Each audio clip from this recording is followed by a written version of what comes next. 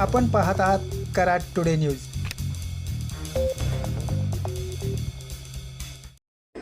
कराड विटा रोडवरील कृष्णा पुलावर संरक्षक लोखंडी जाळ्या बसवण्याचे रखडलेले काम पुन्हा सुरू करण्यात आले आहे। गत महिन्यात या पुलावर केवळ 6 जाळ्या बसवल्यानंतर काम थांबले होते। याबाबत सोशल माध्यमात उलटसुलट चर्चा सुरू झाल्यानंतर त्या जाळ्या तयार करण्यासाठी ठेकेदाराचे काम सुरू असल्याचे सांगण्यात आले।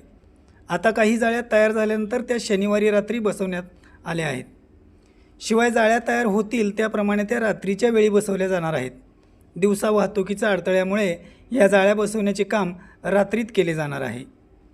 दरम्यान पुलावर जाळ्या बसवण्याचे काम म्हणजे 6 पदरी महामार्गाच्या कामाप्रमाणे सुरू आहे। मुख्य ठेकेदार वेगळा व काम करणारा ठेकेदार वेगळा।